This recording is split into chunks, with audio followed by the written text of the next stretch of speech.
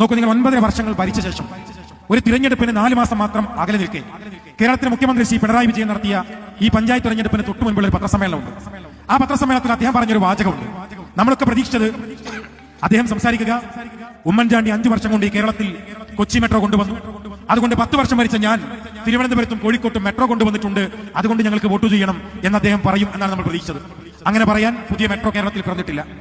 അദ്ദേഹം പറയുക, ഉമ്മൻചാണ്ടി 5 വർഷം കൊണ്ട് മലയാളം സർവകലാശാലയും കേരള ടെക്നിക്കൽ യൂണിവേഴ്സിറ്റിയും കൊണ്ടുവന്നിട്ടുണ്ട്, 10 വർഷം കൊണ്ട് ഞാൻ അതിലേറെ സർവകലാശാല കൊണ്ടുവന്നു എന്ന് കേരളത്തിന്റെ മുഖ്യമന്ത്രി പറയുമെന്നാണ് നമ്മൾ പ്രതീക്ഷിച്ചത്.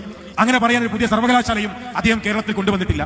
മാത്രമല്ല, അദ്ദേഹം സംസാരിക്കുക, 5 വർഷം കൊണ്ട് ഉമ്മൻചാണ്ടി വയനാട്ടിലും മലപ്പുറത്തും പാലക്കാട്ടും ഒക്കെ പുതിയ മെഡിക്കൽ കോളേജ് കൊണ്ടുവന്നു, 10 വർഷം കൊണ്ട് അതിലേറെ മെഡിക്കൽ കോളേജ് ഞങ്ങൾ ഉണ്ടാക്കിയിട്ടുണ്ട്, അതുകൊണ്ട് ഞങ്ങൾക്ക് വോട്ട് ചെയ്യണം എന്ന് അദ്ദേഹം പറയുമെന്നാണ് നമ്മൾ പ്രതീക്ഷിച്ചത്.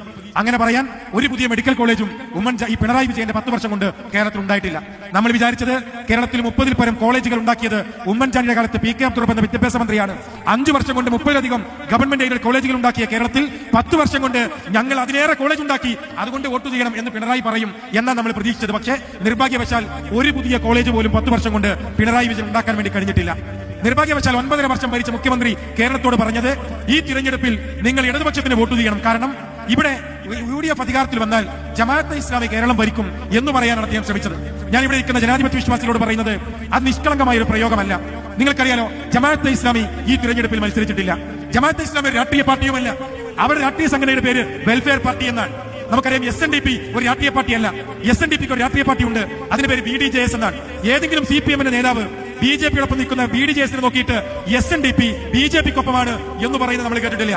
എന്നാൽ അതേ CPM നേതാവ് പറയാണ്, ജമാഅത്തെ ഇസ്ലാമി അധികാരത്തിൽ വരും. എന്താണ് അതിന്റെ വ്യത്യാസം? അത് മനസ്സിലാക്കാൻ എനിക്കും നിങ്ങൾക്കും സാധിക്കണം.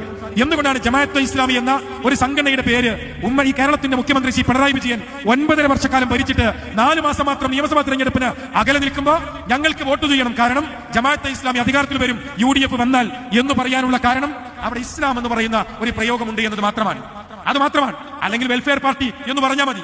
വെൽഫെയർ പാർട്ടി എന്ന് പറഞ്ഞാൽ ആ മതപരമായ ധ്രുവീകരണം ഇടതുപക്ഷത്തിന് കിട്ടില്ല എന്നതുകൊണ്ടാണ് അവരത് പറഞ്ഞു വെച്ചത്. ഞാൻ എന്റെ ശബ്ദം ശ്രമിക്കുന്ന 4 ചുവടിലെ മാപ്പിള സഖാക്കളോട് ചോദിക്കുന്നത്, നട്ടലിന്റെ ഭാഗത്തൊരു നാഴമാരെങ്കിലും ബാക്കിയുണ്ട് എങ്കിൽ അടുത്ത പാർട്ടി കമ്മിറ്റിയെ ചോദിക്കണം, എന്തിനാണ് ജമാഅത്തെ ഇസ്ലാമി എന്ന പേര് പറഞ്ഞത് എന്ന് ചോദിക്കാൻ സഖാക്കൾക്ക് സാധിക്കണം. നിങ്ങൾക്കതിന് കഴിയണം.